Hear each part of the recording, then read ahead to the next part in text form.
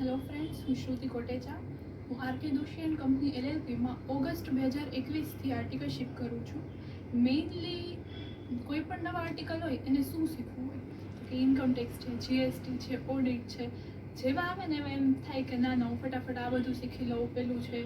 પણ આરકે દોશીમાં તમે આવશો ને તો તમને ઘણી બધી એવી વસ્તુ જાણવા મળશે કે જે આના સિવાય પણ શીખવી જરૂરી છે. શું કે કમ્યુનિકેશન. પહેલી વસ્તુ એ જ આવે, કમ્યુનિકેશન તમારું કેવું છે એમ.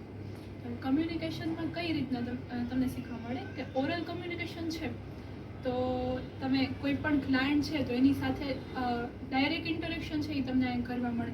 એટલે જે ઓરલ કમ્યુનિકેશન છે એની તમને સારી એવી શીખ મળે આવીને.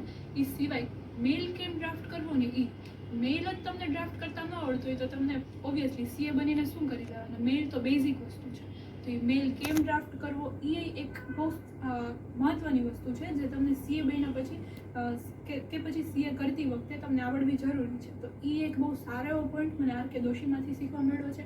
એ સિવાય જો બેઝિક વસ્તુઓ જે મેઇન સીએની ગણાય છે, ઇન્કમ ટેક્સ છે, જીએસટી છે, ઓડિટ છે, એ બધી જ વસ્તુ આમ સ્ટાર્ટિંગથી લઈને એન્ડ સુધી આપણને શીખવા મળે.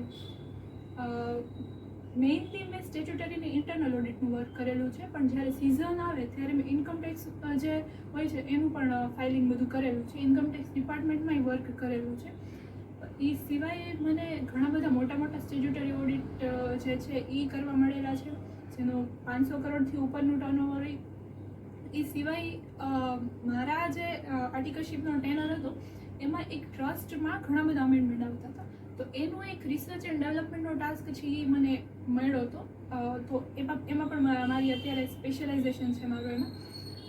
એ સિવાય વાત કરું તો ઝોવો નામનું એક ઇન્ટરનેશનલ સોફ્ટવેર છે, એનું પણ મને સારું એવું એક નોલેજ મળ્યું. તો આમ આપણે જોઈએ ને તો અકાઉન્ટિંગથી લઈ ઓડિટ છે, ઇન્કમ ટેક્સ છે, ત્યાં સુધી ઘણું બધું નોલેજ છે અથવા તો કમ્યુનિકેશન છે જે ખરેખર એટલું બધું જરૂરી છે આપણને જીવનમાં કે પછી સીએ બનીને. તો એ બધું જ જે છે એ શીખવા મને આરકે દોશીમાં રહીને મળેલું છે.